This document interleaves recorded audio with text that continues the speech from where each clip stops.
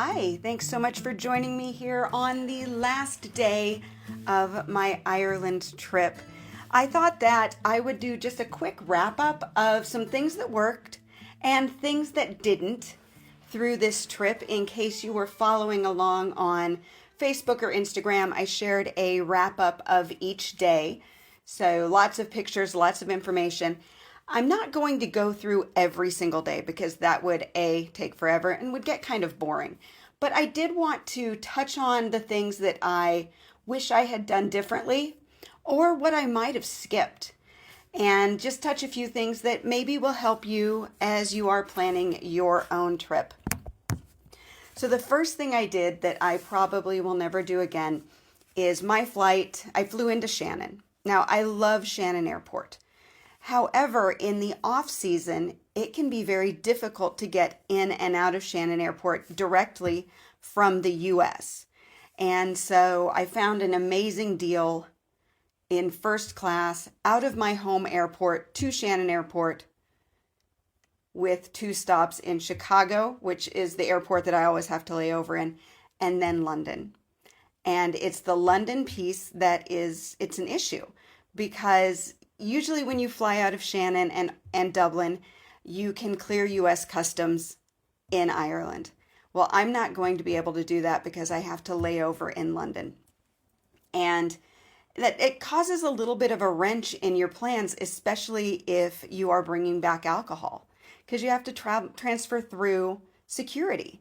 So I'm just, as a rule, I always say if you're going to do a layover, do it in the US because you'll clear US customs in Ireland and you won't have to go back through security. So if you are looking at a layover in your flights, always, as often as possible, choose a US layover and not a layover in Europe somewhere or Iceland, any of those places. Just do your layover in the US so you can use the US customs because it's a pain.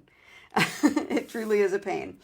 But other than that, Shannon Airport, always just so easy in, easy out. It's a dream of an airport if you can get a direct U.S. flight. Let's see, when I arrived, I went to Bunratty Castle and Folk Park on my first day because it made a perfect arrival. It's minutes from the airport. You can get there and be active before checking into your accommodation. So I really did love that. Let's see. And then I went out and talked to Ollie about the things out at the Cliffs of Moher Coastal Walk. And so if you haven't checked that out, it is on the website and the podcast. So I highly recommend that. There were fuel protests when I arrived, and I did have to alter my itinerary a little bit. And that kept me from doing 2 live podcast episodes that I had planned because I couldn't get to these places, or to be more precise, I could get to them. I just couldn't guarantee that I would have the fuel to get back out from them. And so those were unfortunately canceled and caused me to spend an extra couple of days in Dublin. However, the good part of that was I did get to visit a couple of places in the Boyne Valley that I had hoped to visit but didn't have quite figured into my itinerary. And that was Fore Abbey, Fore, and the Hermitage that sits above it, and then Fore Knox, which is a portal tomb in the Boyne Valley, not too far from Newgrange. And both of those were really great spots, off the tourist trail places that a lot of people don't visit or don't think to visit. And so those made really great experiences in that area. Another spot that wasn't on my itinerary, but I'm really glad that I got to visit, was Glasnevin Cemetery. Now, if you have Kilmainham Jail on your itinerary, then I highly recommend, if you have the time, adding in Glasnevin Cemetery, because it does kind of continue that 1916 story that you're going to get.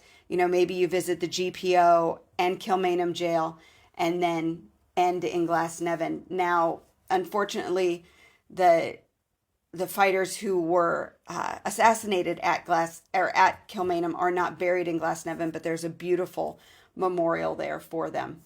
And it's just, it kind of wraps the whole story up. So I do highly recommend Glasnevin Cemetery if you're in Dublin for, let's say, 3 days. It's a really, really great spot to visit. Okay, so after that, what did we do? Let's see. We had the first tour. So that went up into the north.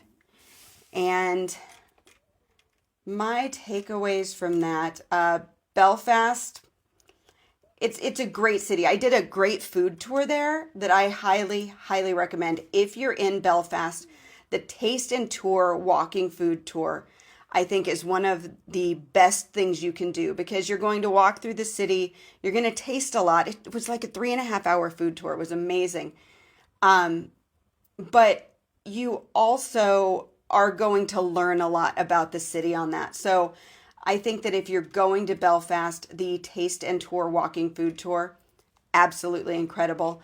And then, as always, St. George's Market on a Saturday, just a great spot to be. So many artisans, so much terrific food. Really a terrific spot to spend a little bit of time. And then always Carrick-a-Reid Rope Bridge, outstanding. We had a beautiful day for it, and yeah, it was just terrific. Now, I will say we stayed at the Causeway Hotel. So this is the hotel that sits right at the Giant's Causeway. So a little pluses and minuses from that. The location cannot be beat. It is a phenomenal location. We were there 2 nights. I would say 1 night is plenty, just because, so number one, if you need an elevator, they do not have one.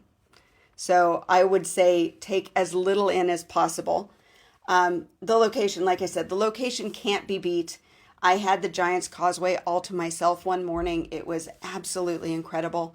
But it's a period property, which I love period properties, but this one just has I don't even know how to really describe it. It just felt tired. I guess tired is the best way to describe it. The people were pleasant, but it's run by the National Trust, and I feel like you can kind of tell that it's a National Trust run property and maybe not a hotel that is run by people who are really passionate about running a hotel. So take that for what it is. Again, it's a terrific location. I think 2 nights there was 1 night too many. So I would stay there overnight, be able to get down to the Causeway first thing in the morning, come back and have a great breakfast, and then move on. The next day, we were out to see Jamesy at Glenshane Country Farm. Always an insanely incredible experience. Jamesy is a terrific storyteller. You can tell how much he cares about his dogs, and so knowledgeable with the sheep. So if you're in the north and you want the best shepherd experience, I think Jamesy is the best sheepdog shepherd experience in the entire country. So that's Glenshane Country Farm. Okay, then we were into the Inishowen Peninsula. Always beautiful. Let's see, the next experience that I want to talk about. Oh, here we go. Newgrange. So Newgrange is high on the list of a lot of people. The Brunabanya area. So this is Nouth, Douth, Newgrange. So when you buy your Newgrange tickets, you usually have 2 options. You can do the museum and the entry into the tomb at Newgrange, or you can do the museum and Nouth and Newgrange. Now, the museum Nouth Newgrange is a 3-hour experience, and to be honest, I think it's a lot of an experience if you aren't super interested in the archaeology of it. I think personally, so I've done the museum in Newgrange, and then I've done the full experience. And I think the 2-hour experience of the museum and the Newgrange Passage Tomb is enough for most visitors. I think the 3-hour experience is more than people need, and it's kind of, it's long and tiring, to be honest. So if Newgrange is on your list, do just the museum and the Newgrange tomb. And as a side note, if you have Newgrange on your list but you don't get tickets, I would go and do the museum at Newgrange, or the museum at Brunabanya, and then I would go to the Fornox Passage Tomb. So that's another option, just in case you can't get tickets to Newgrange. All right, and then I was back in Dublin, did a wonderful storytelling tour with Flavor Trails. So a little bit of food, a lot of storytelling, always a great tour with them in Dublin. And then we were out of town. We spent a night in Adair at the Dunraven Arms. So the Dunraven Arms in Adair, lovely hotel. Again, another historic property. So really think about that if you are staying, and it's huge. It's a massive, massive property. But it's a really pretty area. One night, I think, is more than enough. Personally, I think 2 nights there, unless you're golfing, you just don't need that much time. And let's see, then we went to Kinsale, spent 2 nights in Kinsale. I think Kinsale is a wonderful town. That said, it's not a great touring base. So, like 2 nights in Kinsale, arriving in the afternoon on night 1, spending the next day there, touring around the area. We went out to the Old Head. Now, you can't get all the way out to the Old Head because the lighthouse is part of a golf course and you can't get past the gates unless you have a tee time, which is very difficult to get and very expensive. However, you can get out on the Old Head to the Lusitania Museum. And I am going to say, I'm going to go out on a limb here and say that it is one of the most underrated experiences in Ireland. I was very impressed by it. It has the museum itself is in a restored Napoleonic watchtower. And it's small. And you can go out onto the top of the watchtower, which the day I was out there was really, really windy. But it's a very touching museum because the Lusitania was torpedoed just off the coast. And it tells the story in a very simple but touching way. And then they have a beautiful memorial outside. I'm going to go out on a limb and say that in my honest opinion, it is just as good as or better than the Titanic experience in Cove. And I know that's kind of a bold thing to say, but there's so much about the Titanic that we all know. And if you have been to any Titanic, traveling Titanic experiences or one of the museums in Branson or Pigeon Forge, you're seeing a lot of the same things that you're seeing at the Cove Titanic experience. So, the Titanic story, it feels a little bit redundant at a point. So really in Cove, you're just in the place where it left. But the Lusitania is something that we don't know a lot. It's just not talked about as much. And so I found it a really, really touching stop there. From there, we went down to one of my favorite hotels, which is the Cliff House Hotel in Ardmore. Always a great stay there. Every room overlooks the ocean. It was a rainy, rainy day, and we did seaweed baths that afternoon. So made for a great way, reading in the library, seaweed baths, and a nice dinner. It's just a really, really nice spot. And then the next morning, we did the Cliff Walk. The Cliff Walk in Ardmore is absolutely beautiful. It is very well, it's not paved, but it's rocked now. It's got a really nice walkway, so it's very, very safe, and just a beautiful experience. So if a cliff walk is something you want to do, but maybe, you don't want to go to more or one of the others, definitely keep Ardmore in mind. It's in County Waterford, and I think it's just a beautiful spot. And from there, that puts you almost to the Waterford Greenway, which get an electric bike and go for a ride. You can ride from Dungarvan about midway and back, which is it's probably the most beautiful part of the ride. Or you can do the whole thing, which is what we did, Dungarvan to Waterford City. Again, electric bike, super easy, and a really great ride. And then we did puffins. We went to the Salty Islands, and the funny thing is it rained that day, but seeing puffins, you don't even mind the rain because they're such adorable little birds. So my tips for getting out to the Salty Islands to see puffins. So this is in County Wexford. The first thing that you want to keep in mind is that booking is almost essential. There are, I want to say, 4 boats that go out twice a day. Each boat holds 12 people, and that's it. So 12 and 4 is 48 by 2. So that's 96 people a day. Maybe there's more, but those boats do fill up and the tours do sell out. So you do want to go ahead and book that in advance. The boat ride is very quick. You are outside on the boat. So no matter what, you're going to get wet. The boats are not dry. Water splashes over. So do go prepared for that. And I got a lot of really great pictures just with my mobile phone. I have a great camera on my phone.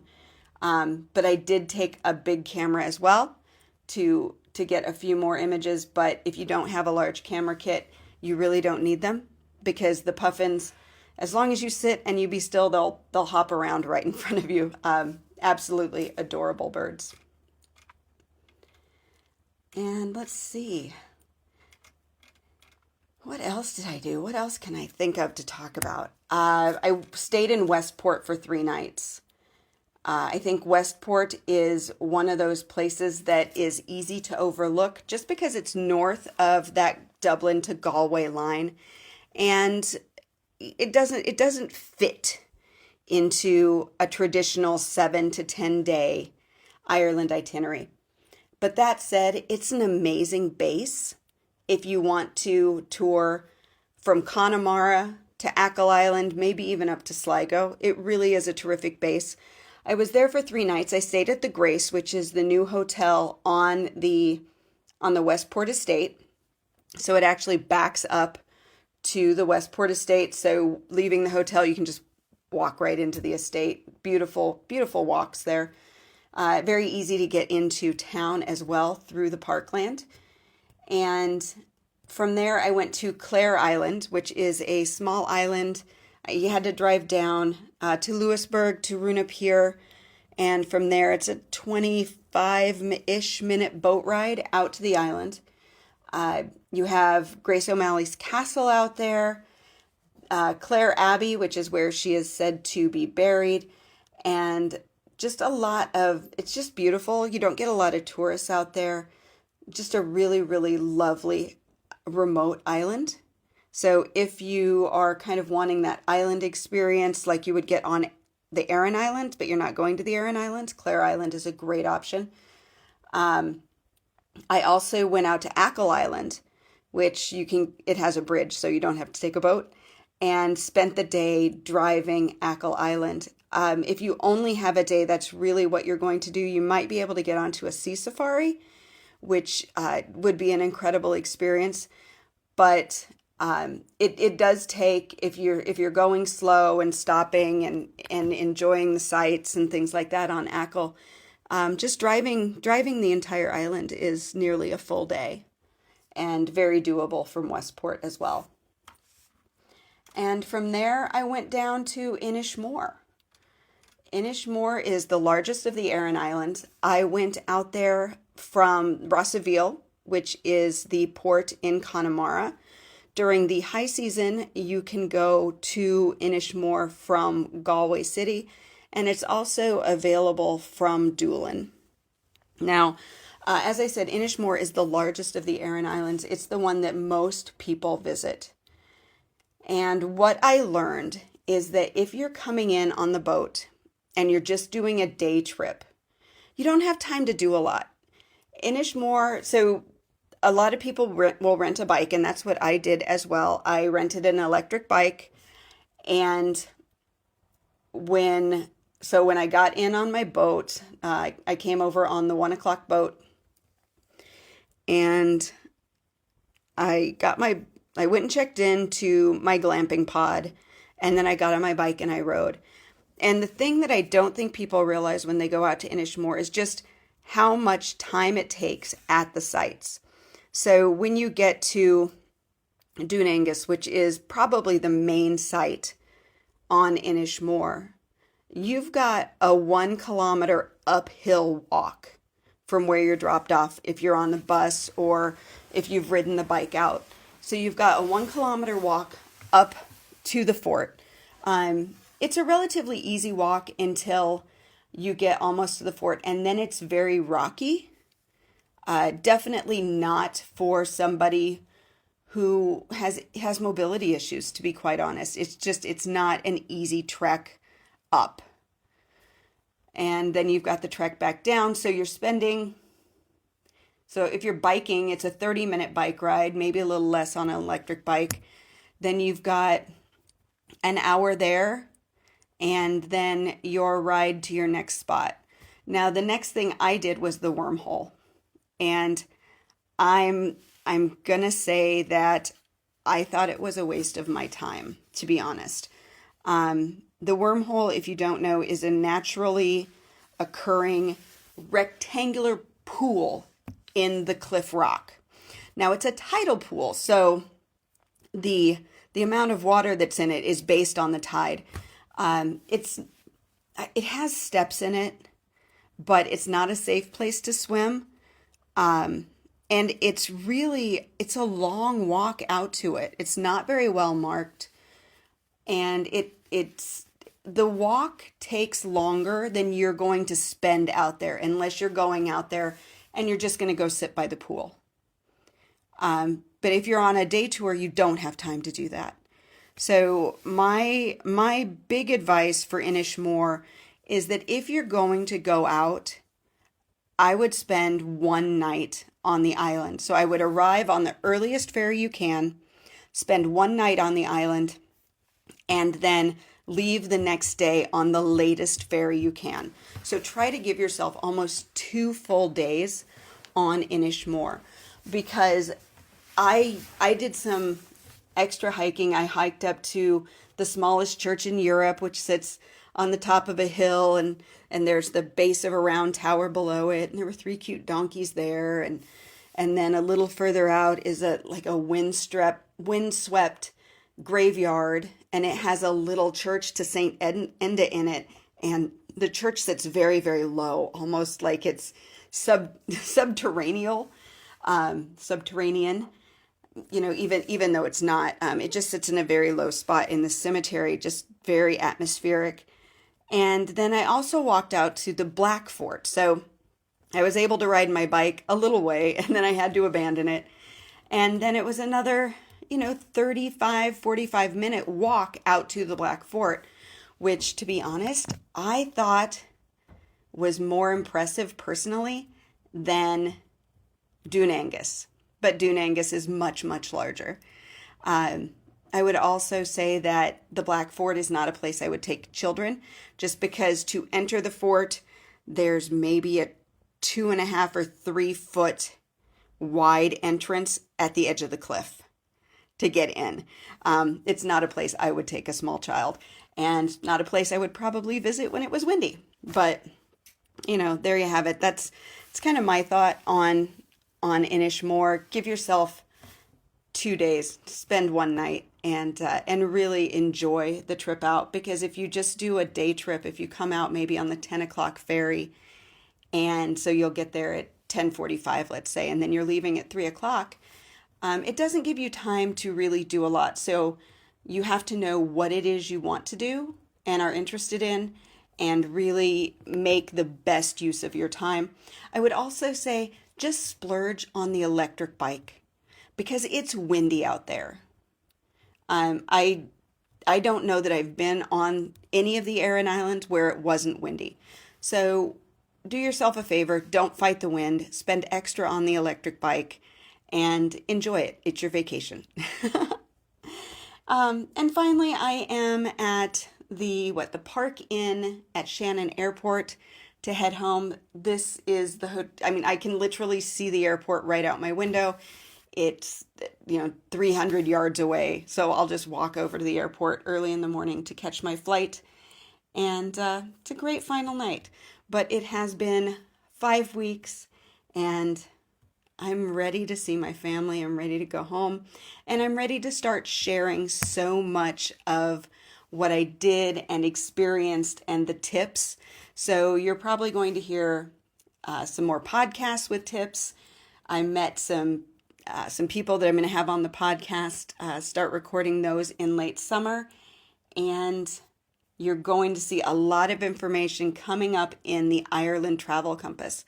If you're currently in your planning stages for your trip to Ireland, I want to send you my trip framework. So this is a straightforward way to avoid the most common Ireland vacation planning mistakes. It's also going to give you a walkthrough of the Ireland Travel Compass, and you're going to see so much of this information and more getting added to the compass when I get home. So do check that out at irelandfamilyvacations.com/trip, TRIP.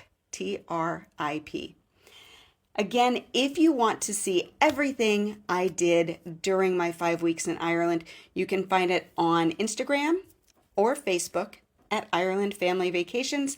And there is a roundup for every single day, loads and loads of pictures. So I hope you'll check that out. Thanks so much for joining me. And until next time, slán go fóill.